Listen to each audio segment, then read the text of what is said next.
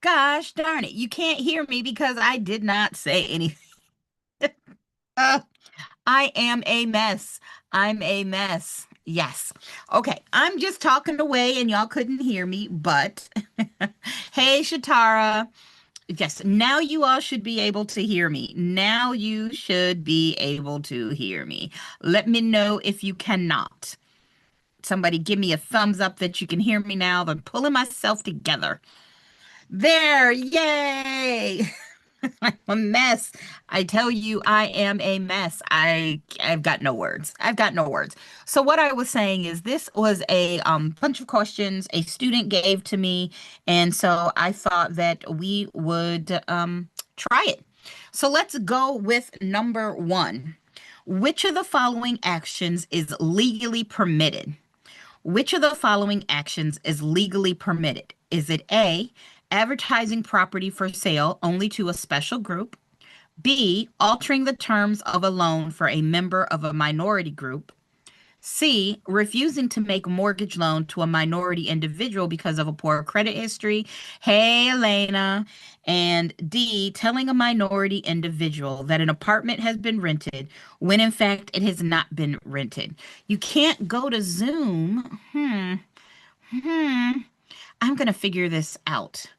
I mean, now, Elena, I know I sent you like four different websites, but the Zoom room that I am in should have ended with a 2799. So the meeting ID was 862-712-7112-2799. And of course, you need a password, but let me know. Carl, I knew you were going to pass, Carl. That is great. Oh my goodness. And you know you get a Good job, good job. Good job, good good job. job. T-double-O-D-J-O-B. Good job, good job. And you earned this, sir. My money don't jiggle jiggle, it folds. I like to see you wiggle wiggle, for sure. I am so proud of you, Carl. I knew you were going to pass. I think that is amazing. That just makes me so friggin' happy. I don't even have words for how happy that makes me. Um, I love that you pass. And look, Grace said, whoop, whoop, Carl. Okay, got you passing. I love that. Oh, congratulations, Carl. I am great. Oh, hey, Dream on Eventing. I'm just so proud of you. I am. And Carl, don't be surprised if I reach out to you so I can pick your brain about social media stuff. Of course I'll pay. Of course I'll pay, but oh, you studied your butt off and you did it. So that was I really truly enjoyed our time together tutoring. So yay. All right, let's get back to number one. Which of the following actions is legally permitted? Yeah, come on, guys. Which one do we think? Hey, Caroline, I see you're in. You're next, Grace. I love it. I love it. All right. So, Hi anybody have everyone, an? Oh, I wait. am Elena. There you are. Yeah. Yay. Oh, thank you, Dream on Eventing. Good. I appreciate it. Tell people about me. I like doing this. This is fun. So, which of the following actions is legally permitted? And I'm going to go off video because it keeps going in and out. Takes too much web bandwidth, I guess. I don't know. But A, B, C, or D. I'm pretty sure, like somebody said, this one is kind of ridiculous. I know. It's okay, Caroline. You don't have a mic. I can read what you're saying. And everybody else, you're free to unmute as well. I think the answer, okay, I know the answer is C. It doesn't matter if you're a minority. If you got poor credit history, you're not getting a loan, right? Good job, Shatara. C is the answer. Oh, and like I mentioned, I don't remember if I was muted at the time. These were given to me by a student. I don't know where they came from. So whoever owns them, I wasn't trying to steal them. I'm not claiming them as my own. We're just doing it because it's a practice exam. So there we go. Oh, it hadn't gone out for you all. That's okay, Grace. You didn't need to see me. I mean, unless you're just wanting to. Number two. Oh, and I don't remember if I was muted for this, but I did say thank you to everybody who came this past week, last Friday and last Sunday to do the videos with me. I'm still editing, but they are great. They are great, and I'm very excited to put these online for you. All right, number two. The seller delivers the deed and the buyer pays the purchase price in the step referred to as what? The seller delivers the deed and the buyer pays the purchase D, price. closing. D, closing. Love it. Yes, that is our answer. Our answer is D, closing. Good job. All right. Number three. The approach to value that considers depreciation is the A, cost approach, B, sales comparison approach, C, income approach, or D, gross rent multiplier. Yeah, it's A, cost. You think Cost. it's A, the cost approach? All right. Let's see. I'm not quite sure if Grace is telling me it's D for problem number three. So, Grace, are you saying number three is D, or were you saying that number two was D? Well, I think we can go ahead and say for sure the Grace, you were saying that it's A for very good. You're saying it's A for number three. And you know what? We could eliminate C and D because the gross income multiplier approach is a part of the income approach. You could either use NOI, or you could use a GRM, or you could use a GIM. Just there you go. All right, let's do number four. A building permit may be issued without question, even if the proposed structure violates existing what? A building permit may be issued without question, even if the proposed structure violates existing. It's A, zoning laws, because the restriction is private. Which is private? Well, deed restrictions are private. That is true. Building codes, I don't think so. On setback requirements, I don't know. Probably. We'll see. This is a weird question. I don't know. Let's see. Zoning laws. I mean, would they give you a permit if it violates? I mean, I would have guessed, Grace, you said D. I would have guessed C, because building codes to me sounds like the type of materials you're using. I don't know what they're looking for on this one. The teacher has been stumped. So Grace, you're saying D. You're saying A. This one is a hard one. This one is a hard one. I'm like, what is going on? I got nothing, guys. All right, let's cheat. Let's go to the answer key. Is there an answer key here? Boom, boom, boom, boom, boom. I don't know. I have no idea what they're going for on that one. Let's see. And there's nothing wrong with that. Sometimes you get problems. You're like, I don't know. All right, that was number four. Oh, the answer is B. Deed restrictions are private and non-governmental, set by previous owners of the property. They are enforced to. Oh, hello. I'm just thinking about it the wrong way. Aha. We already said. I said it out loud. Let me go back. I wasn't thinking through this one. See, guys, it's just about taking your time sometimes, and also not being an idiot on my part, not you all. So the answer is B, because they're going to give you a permit. They don't care what the deed restrictions say. They're not going to give it to you if it's against zoning. They're not going to give it to you if you are planning on going against the building codes. And they're not going to give it to you if you're going to break the setback requirements. But I mentioned that these are private. So since they're private, they don't care. That's not their problem, right? Learning experience. Every time I just get too big for my britches and I'm thinking, man, I got all this. I'm ready to take my Michigan test. There you go. Then you get a question like that. So simple that I should have known, but I got it wrong. All right, number 5. For a real estate agency relationship to be enforceable, which of the following is not required? For a real estate agency relationship not to be enforceable. Wait, what? For a real estate agency relationship to be enforceable, which of the following is not required? So that means 3 of these things are true or required, and 1 is not. You got A, the principal has the power to do what is being assigned. B, the principal has the funds to pay the agent. C, the agent must be authorized by a written agreement. Or D, the agent must be a real estate licensee. Any thoughts? And hey, Amani, I don't know if I said hey when you came in, but I see you there. A, B, C, or D? What are y'all thinking? And I'm going to try going back on camera. You all said it didn't go out. Let's see.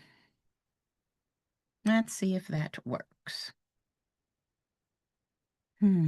Okay, Grace said definitely not D. That is correct. That is not the answer because this is true. That is definitely a true statement. For a real estate agency relationship to be enforceable, which of the following is not required?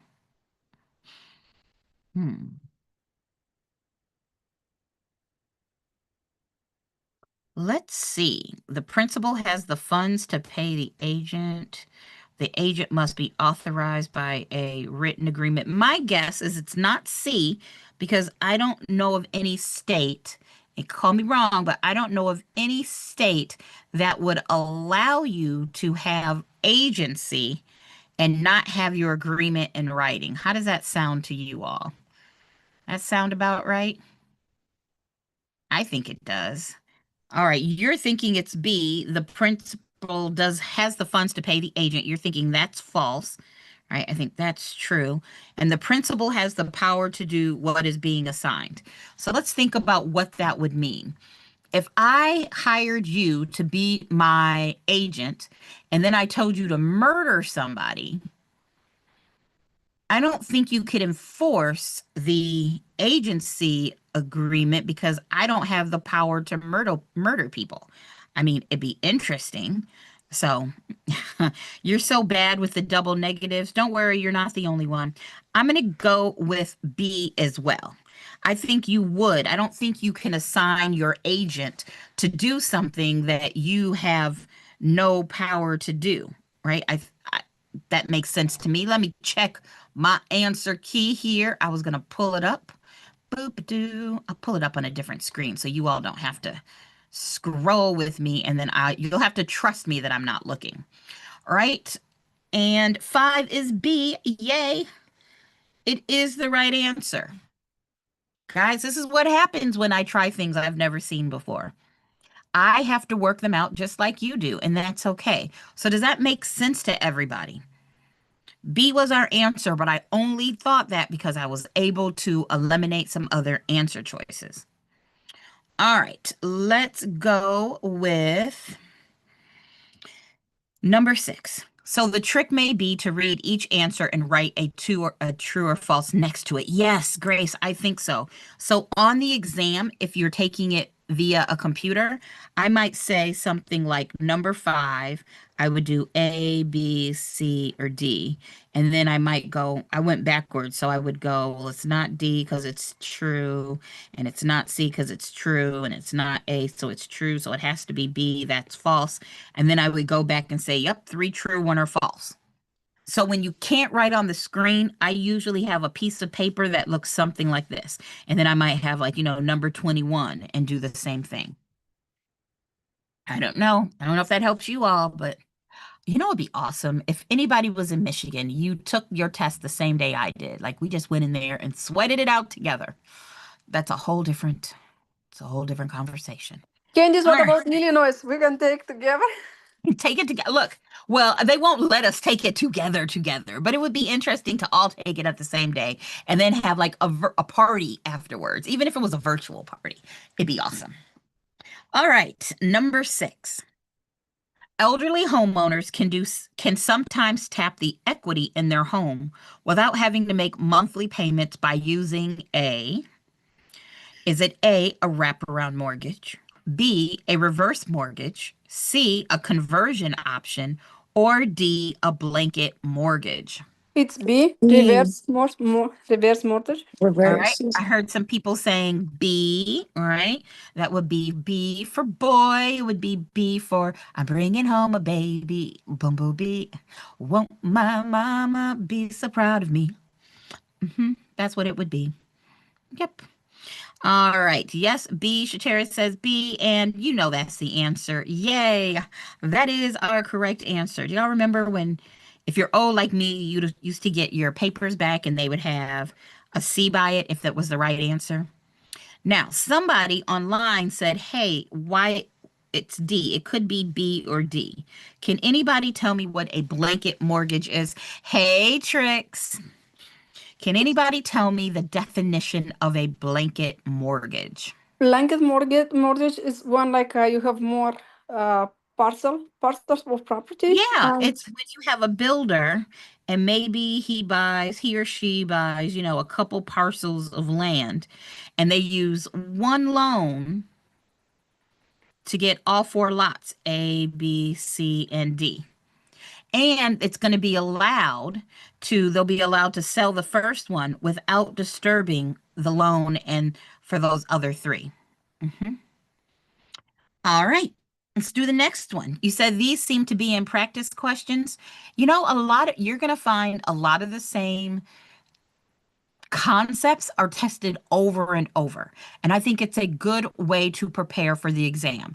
No matter what testing source you've seen, even if it's just random, I got money that says someplace in here, we're going to be tested on joint tenancy. I've got money that, hey, we just did it, types of mortgages, right? It's totally a confidence builder. Yeah, it should be. I want it to be a confidence builder. Even when you get something wrong or don't know, like I didn't know for sure you can get some wrong, guys. It's not about being perfect. It's about just doing the best you can. All right, number 7. Which of the following statements is or are true regarding FHA? Now, these 1 only, 2 only, neither 1 and 2, both 1 and 2. Oh, and there's 3 options here. I like these because I think they're great to study. But as far as my understanding is concerned, no state should still have these. I think every state on your state exam has gotten rid of these 1 only, 2 only, but it's good to study. And I think you can use that true or false thing that we did earlier. So we can look at number 1. Is it true FHA insures loans but does not guarantee them? Is it true FHA insures loans but does not guarantee them? Well, I know that is a true statement. I know FHA insures, but I also know that the guarantee comes from either a VA loan or a USDA loan. So I think like it's that. 1. Yeah, I True. think. Okay. Well, let's check out the other one. FHA has a program 203B that is from 1 to 4 family dwellings. Well, I know this is true. I don't know why I always teach this, but 203B is the most popular FHA loan. I don't know if I had it on my test when I took it to get my North Carolina exam 20 years ago or class exam, but I know 203B is the most popular fixed rate for 1 to 4 family homes. That is so true. I got money on that one. And then it says for number 3, FHA loans are funded by conventional lenders. Conventional lenders, well, I know by definition, a conventional lender is not government related. So, Private, yeah, isn't it? yes, so that would be a false statement. Yeah. And let me let another person in. Boom. So I think it has to be one and two. So it's not A, and it's not three. So it has to be B. That is literally how I would go through trying to answer this. Now, hopefully, everything I said made sense to everybody. And if you have questions, remember, this is the time to ask me. We all understand that this is the definition of, excuse me, conventional loans. And this is just a fact. It's just one that I stuck in my head from whenever, and now maybe it'll be stuck in your head forever. Mhm. But that is what oh, you know what, guys? I was thinking about you all because I had a song pop up into my head the other night while I was trying to sleep. And I was like, oh, this would have been perfect for the webinars when I would sing. And I don't know if anybody's ever heard of this, but there's like an old cheer that I learned in probably fifth grade talking about bananas have no lips. And I was like, oh, that would have been perfect for the letter B, the fact that bananas have no lips. So maybe a little bit later, if we have another B answer, I'll sing that. Let's move on to number 8. George Brown owns 150 acres of farmland and has posted no trespassing signs on the fence surrounding the property. He can enforce this notice by virtue of his what? Now, before I talk about that, Grace, you said you've never seen anything about a 203B. And you know what? I know in most of in the state of North Carolina, we have different textbooks, and some of them mention it, some of them don't. This is like I'm going to go back for a second. This is one of those 20% facts. I said there's 20% words, but there's also 20% facts. Do I teach it in class? Absolutely. Absolutely, I teach it. I do believe it's even in my slides. However, it's not one of those things that I think everybody's going to be tested on. It's one of those things when you take these practice exams and you learn something, you kind of shuffle it, to the side in your brain, have it in there, but don't feel like, oh, that's something I have to memorize. You've seen it once. Now, as adults, generally, we kind of remember, like, I'm pretty sure that's what that was in the back of my head. So it's okay if you've never seen it before. Back to number 8. George owned that 150 acres of farmland and he has no trespassing signs. And basically, when it's saying he can enforce this notice by virtue of that's a fancy way of saying why. Why does George have the right to post no trespassing signs? Is it his constitutional privilege? Sorry, I had to take a pause. I don't know if anybody ever watches old like romance novels or old movies and they'll say something like, I went to go take my morning constitutional. And that means they're doing a number 2 in the morning. So you have the constitutional privilege, huh? I know that has nothing to do with the talking about, but it made me laugh.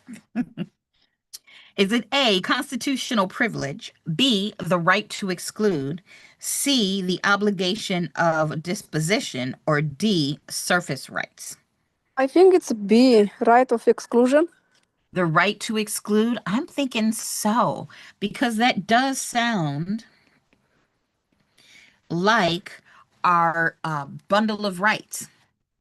It does sound like our bundle of rights. Yeah, they are Grace, right. Yeah, for sure it's a bundle. Yep, I think you're right, and I know you're right. The answer is B. And again, if we need to, this is where when you're studying, go over what the rest of Deep C stands for. Disposition and exclusivity and possession and all of those things. The control. You're good. Number 9. Oh, good job, Trix and Grace. You got that one right. An oral agreement between a lessor and a lessee is legally. An oral agreement between a lessor and lessee is legally Is it A, a valid tenancy for years, B, excuse me, unenforceable due to the statute of frauds, C, a valid tenancy at will, or D, unenforceable due to the statute of limitations? I think it's C. You think it's C. Okay, tell me why you think it's C. Because at tenancy at will, we don't need like to be in writing, and like it can be like oral, and Yeah. I think Mhm. no. Yeah. Well, no, I think I like how you are thinking through this. So a tenancy for years, that would have a set begin date and a set end date. So that could be a maybe possibly. But it's not unenforceable due to the statute of frauds because it says, anything over a year needs to be in writing. Now, for my North Carolina people, it's 3 years. Shh. But for nationally, generally, over anything over a year needs to be in writing. And then unenforceable, no. And even if it was, it wouldn't be because of the statute of limitations. That talks about how long you can, bring a charge against somebody. The statute of limitations is kind of like latches. Those are related. So if you could get it down between A and C, well, I know a tenancy for years has to have an exact start date and exact end date. And if this is an oral agreement, one of the things I know is that oral agreements create a tenancy at will, right? It creates a tenancy at will.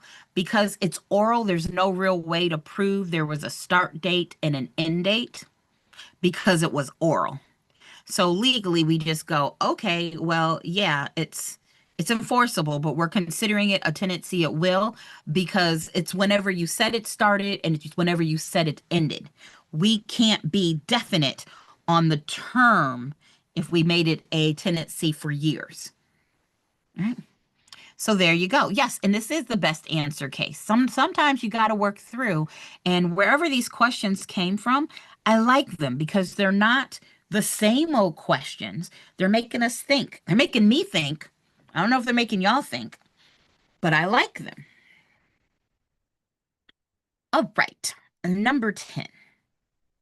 Although the term purchase money mortgage applies to any loan that finances the purchase of real estate, it is commonly used to refer specifically to what?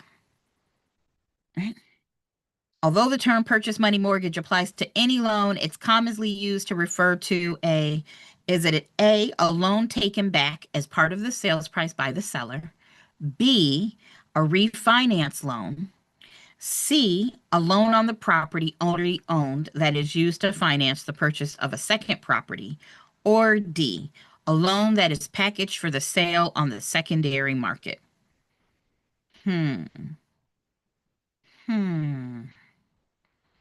Anybody got a clue?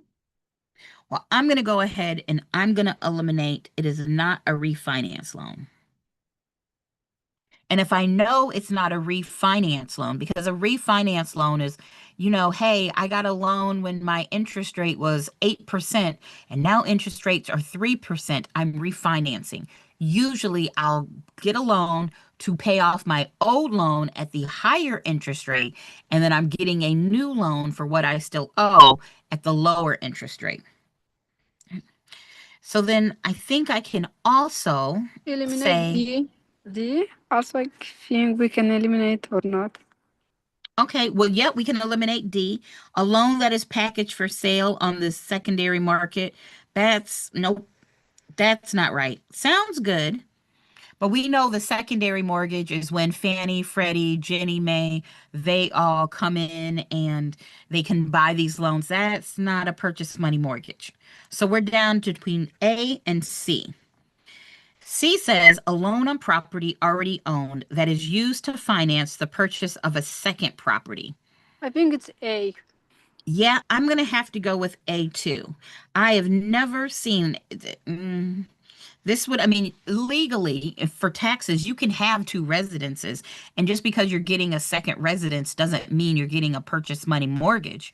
When I think of purchase money mortgage, I think of seller financing. So this is often used when a buyer doesn't have 20% to put down in a conventional loan and they don't want to have to pay PMI. Right? So the reason C is not right is because it just, no, that's not what we call it. It sounds good, not right. When a buyer gets a loan, they want to put down 80% so they don't have any PMI.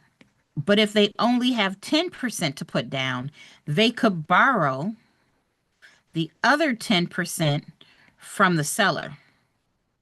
That would be a purchase money mortgage. I know, Shatara and Amani, these are a little tricky. These are a little tricky. These are new to me too.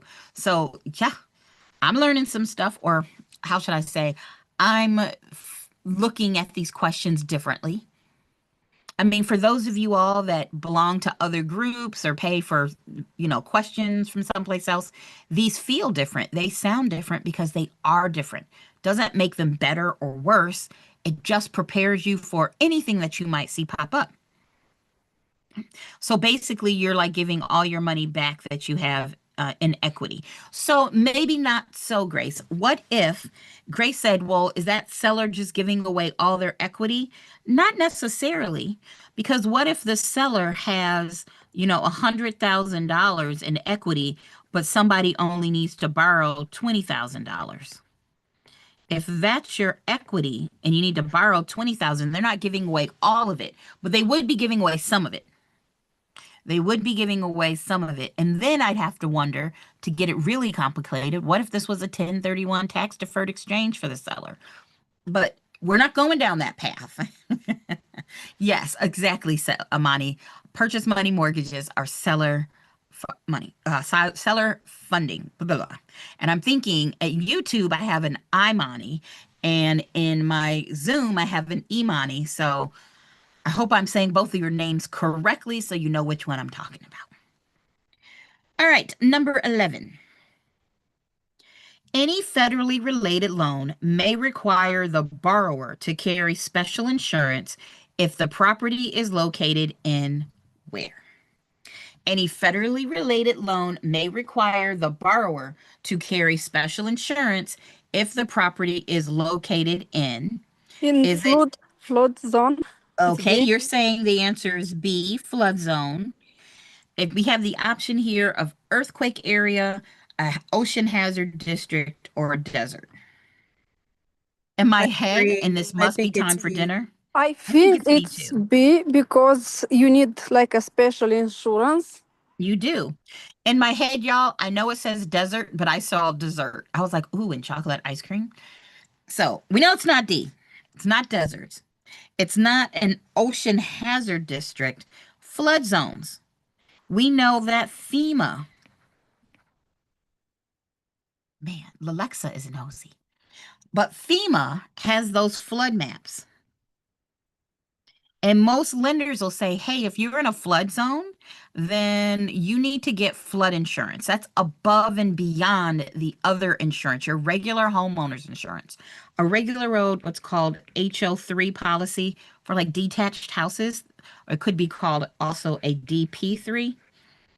They don't cover earthquakes, and they don't cover floods, acts of war, stuff like that. Nuclear hazard doesn't cover any of that. All right. I do no wrong. Ha! I wish, Amani, I wish I could say I do no wrong. Number 12. Buyers who sign a document indicating the price and terms on which they are ready to purchase described property have created a what? Buyers who sign a document indicating the price and terms on which they are ready to purchase described property have created. Now, I think Yeah. it's a contract for sale. I'm gonna say I don't think it's a contract for sale. Now we have one person who says it could be a contract for sale, but let me tell you why I'm thinking that. Because the buyer signed a document and it indicates the price and terms that they're ready to purchase the property. So a contract in my mind would mean both people had signed. It's an option contract because Yes, like I that's what I'm thinking. describe property. Yeah, I think it's Option. option. Well, I think of the same way. An option is a type of contract. I think the answer is a purchase offer. You're offering what you would possibly pay. I don't think they've created a contract. Does everybody see what I'm saying there? I'll have to look at the answers here, but I would say a contract means both have signed and it's been communicated. And I don't see any signature talking about a signature from a seller, nor has it been communicated back to the buyers that the seller signed. I think giving the idea that you're indicating that they're ready to would be an offer. If it was an option, that is a type of contract where the seller has agreed to sell, but the buyer has not agreed to buy. And we know listing contract is just not right. Like we know that one. So let me check our answer choices. And yes, it is A. Woohoo! But more importantly, does it make sense to everybody why I don't think it's a contract? I'm hoping so. We're good? Yay. Yay. Thanks, Miss Caroline. All right. Oop, let me erase what I wrote down before. 13. There is an oral agreement to lease a property for 1 year at $500 per month. This agreement is it A, unenforceable because it's not in writing? B, enforceable? C, unenforceable because there was no binder deposit? Or D, none of the above? I think it's enforceable because the contract for 1 year and more, it's enforceable. Yep, we just talked about this, didn't we? We talked about it over here. Look, right over here in number 9. We were talking about this, the statute of frauds and everything. So yeah, I think it's B. I think the answer is B because it's things greater than a year. Anything that is greater than, remember that little sign? 1 year, that's when it has to be in writing for most of the United States. Again, guys, I try to do this with national concepts, but there are going to be some states that things differ. So if you were in your class and your teacher said, "Oh no, it's longer than that in this state," then go with that. But for a year concept, basically greater than a year, that's when it has to be in writing to be enforceable. Under a year, it's fine. And funny story, when I was in college, there were definitely times where I had roommates where I was like, "Oh, is this an enforceable lease? I'm gonna need you to go. I'm gonna need you to get out." So you'd be amazed some of this random stuff that you find might help you in your everyday life. Yeah, indeed, but what I don't like here is oral. You don't like which one? Because it's oral. There is an oral agreement. Yes, and that is, I see what you're saying. You said an oral agreement. And so this is where the statute of frauds comes in. The statute of frauds says it has to be in writing. And there's an exemption. If it doesn't have to be in writing. It can be oral as long as it's not greater than 1 year. So because it is just 1 year, it can be oral. If it was more than 1 year, then it have to be in writing. Does that make sense? Yes, thank you. And Grace, you said you really need to learn what oral agreements are enforceable. Generally, they're going to be talking about the statute of frauds and the fact that it's a transfer of interest in real estate. This thing right here, if it's greater than a year and it's a lease or whatever, it needs to be in writing. Leases, this is specifically for leases. It needs to be in writing. Now, I also saw, Grace, that you said some of the questions have keywords that offer have keywords. Offer is a keyword for me, and if it says offer, I look for an answer that says offer. Yeah, that is true. Having keywords is so clutch. So clutch to getting this right. All right, number 14. But I do like these. I feel like these kind of feel like the exam to me because they're new and I've never seen them, but I'm having to stop and really think about what they're saying. A I like seller, these too because they keep you on your toes. these do keep us on our toes. Like, Don't they? yeah, I think we're going to have to, in the next couple weeks, work through these because I think there were 3 or 4 exams in this thing, and I think working through them, wherever they came from, I like it. So to the Yes. student who gave this to me, Leslie, I thank you because these are great. And whoever designed them, somewhere in the universe, I'm sending you all sorts of good karma because it's helping us. So, a seller anxious to sell tells a cooperating agent during a showing that the agent will be given a riding lawnmower if he brings an acceptable offer by the end of the week. All of the following are true in this situation except. So, first, I'm going to write out there are 3 trues and 1 false, right? Because we're looking, it says all of the following are true except.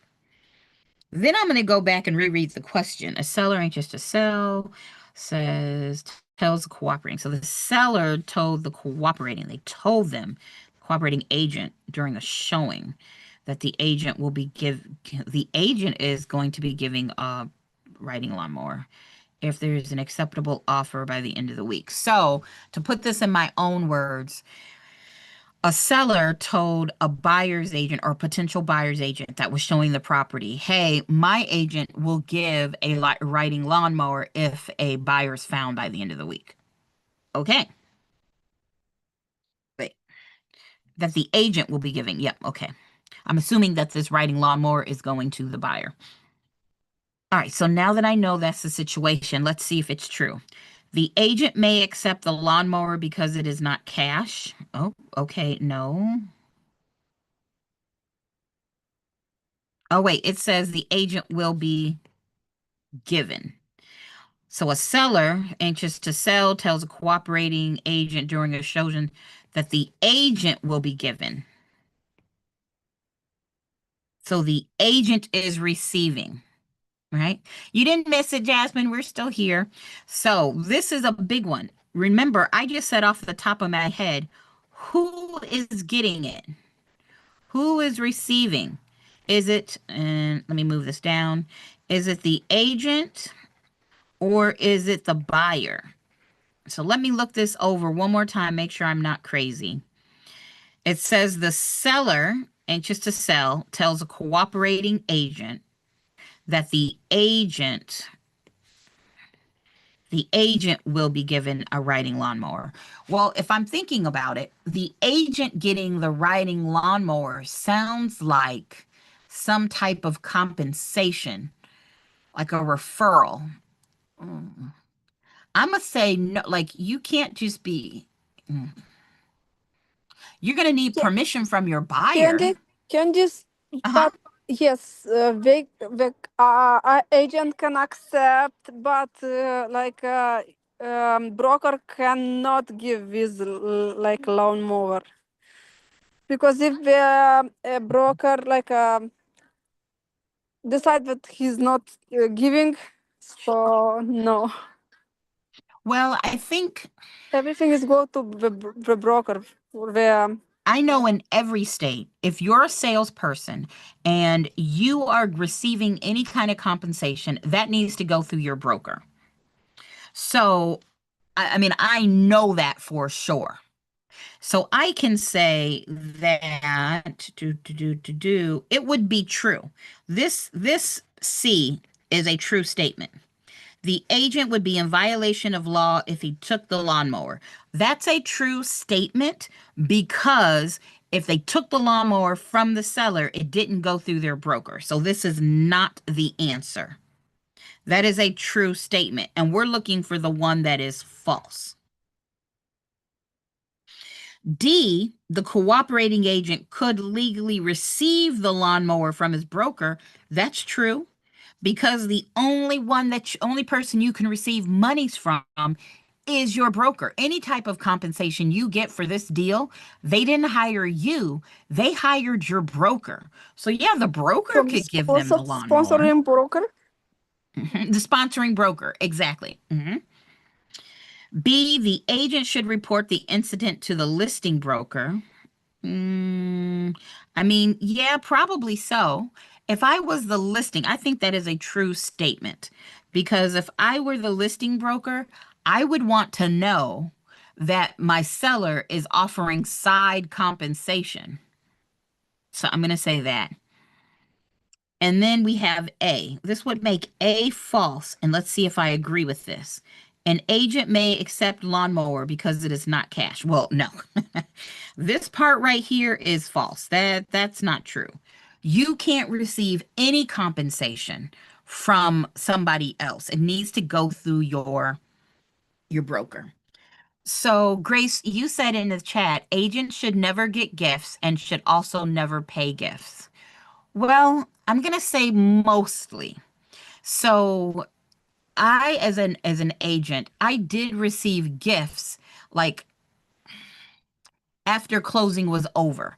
But officially, those gifts, like if it was, let's say it was a monetary bonus, that bonus has to go through the broker. So yeah, the agent themselves should not receive it. If that client wants to give the agent a bonus or extra compensation, it needs to go from the seller or buyer to the broker to the agent. And should also never pay gifts. It's not uncommon for people to give closing gifts. It's when you start giving gifts as the referral for payment of referral. So if I'm the listing agent and you, Grace, told me, hey, Candace, I know this person who wants to buy, and then that person buys, and I'm like, thanks so much, Grace, for helping me get a deal. Here's $100 gift card. That would be illegal. Right? That would be illegal. So, yep, the double negative, it gets you. That was a tricky one, guys. Not a tricky one, but this is why I got to slow down. When I tell you all to slow down when you're reading, it is not just you. I am telling myself to slow down because I had to. I had to in order to get this question right. Number 15. After I grab a sip of water.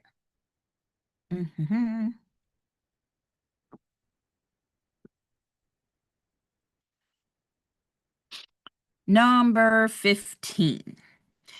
The right to occupy a property without interference for a specified period of time is known as a what? I think it's the leasehold. All right.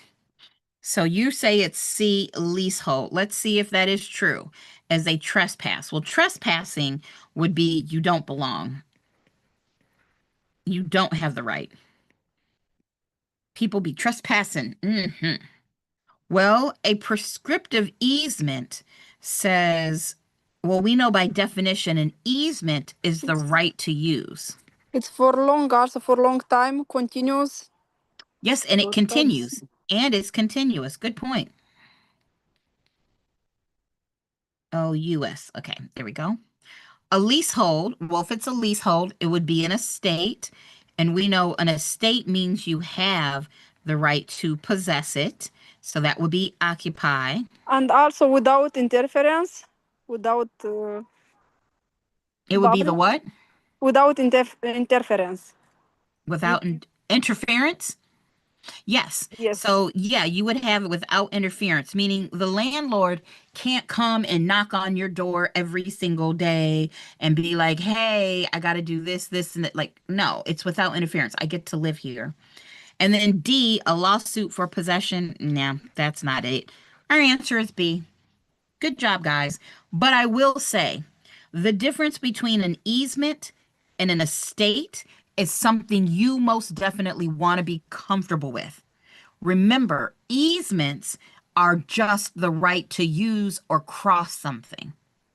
An estate means you have the right to live there. So if you have an easement, you can't live on somebody's property. You can just use it. So it's one of those small things that's like a 80% concept that they will probably go about testing it in a weird way, kind of like this question, making sure you know the difference between an easement and an estate. All right. So Candice, it's Yes. C, right? Yes, sorry. The answer is, oh yes, I'm sorry. I did the wrong one. Boop, boop, boop. The answer is C, leasehold estate. My bad. I was testing y'all. Sure. I was testing y'all to make sure you all were paying attention to what I was writing. Mm-hmm. Sure. I've got no common sense. And guys, this should tell you if I can pass this exam, you can pass this exam because clearly I make the same mistakes you all do. I make the same mistakes. So if I can do it, you can do it. I am not any better than y'all. All right, number 16. The landlord has the right to access the premises. Is it A, for the purpose of making unannounced spot checks? B, in the case of an emergency? C, when the tenant is away for an extended time? Or D, all of the above? I think it's B in case of emergency. All right, so you like B in case of an emergency. Well, I do know they can't be making unannounced spot checks. That's a no. That's like when my mom comes to my house now that I live 5 minutes away. She just pops up. Hey, Mom, how you doing? Great, thanks. That's Mom's right, not the landlord's right. Although my dad did pop up today after I said I could use a lamb shawarma. He brought me one. So he's allowed to make unannounced stop-ups because he brings me food. But it's not A. I know the answer. Oops, sorry, guys. It is not A. When the tenant is away for an extended time, that's not an excuse. You cannot go in just because. And we already know that B is true. If there's an emergency, the tenant can go in. And it can't be D because we definitely knew it was not A. So yes, B in case of an emergency. Nice job, guys. All right, number 17. Number 17. An assessment is a special type of appraisal used for what? It's for tax purpose, I think, because the assessment is for taxes. Yep, for property taxes, right? Anytime you see the word assessment, I want you to think tax value, right? That is a tax. They're appraising it for tax value. So it has nothing to do with getting divorced. It has nothing to do with your income tax returns or estate tax returns. Absolutely not. Grace, you said the problem is you can't make any mistakes. You can, you'll get there. And Shatara, you said emergency, like plumbing issues, you would think. Exactly. Guys, there's this concept in property management where sometimes people charge deposits, like security deposit or pet deposits for pets. And I think it's not crazy to have a high deposit for fish.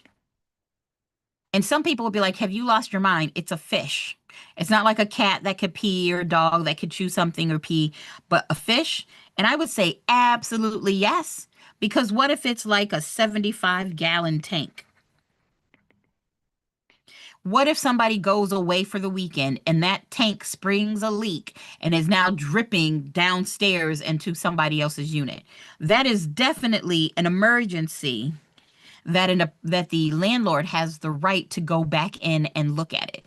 So yeah, when it comes to pets, the deposit for pets, the pets deposits, I don't know where if there's, but either way, yeah, you can charge a high deposit for a large fish tank. Now, if you just got a goldfish, you want it to stay fair. I don't think that's fair. But if you said, hey, any kind of fish tanks over 20 gallons, that seems fair to me. Okay, number 18. We'll do 18 and 19 and we'll call it a day until Friday. A tenant is delinquent on his lease payments.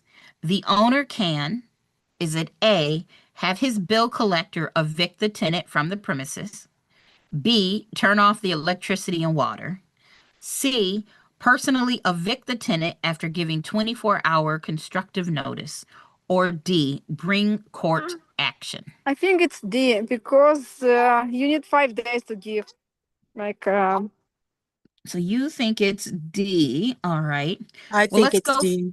You think it's okay. We got another person thinking it's D too. I mean, I think it's D as well. But guys, while you're doing your practice exams, get in the habit of making sure the other answers are wrong or right, depending. Shatara, you said it's D. So have his bill collector evict the tenant from no, the bill collector. No, that's not a real also, thing. he cannot turn the electricity and water. Also, I he know. can evict in 24 hours. You need 5 days. This is called a self-help eviction, and in most states, that's illegal. That you can't turn off the water, take the doors off the hinges to get people. You can't do that. That's a sad face for landlords.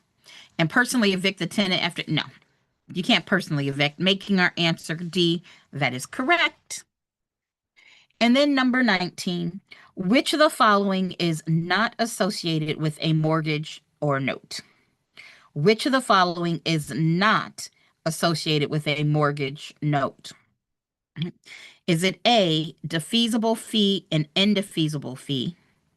B, an alienation and acceleration clause? C, hypothecation and APR?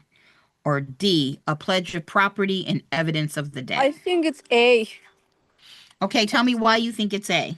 Because the rest of 3, it's like alienation, acceleration, also hypothecation and pledged property. I think these 3 is come together, but A, no. Yeah, I think these 3 most definitely have to do with vocab. Okay, that just looks weird. We're going to pretend like I didn't just draw that. I don't know what that was. Pretend I didn't just draw that. But I would say most definitely these all have to do with financing.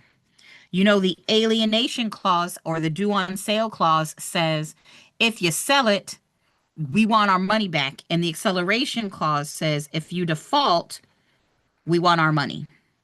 Hypothecation is when you pledge the property. You say, hey, this property, this house or car could be used as security or collateral for the loan, but I still need to live in it and drive it. APR is the annual percentage rate, and it needs to be mentioned in the note. The pledging of property is what you're doing with the mortgage.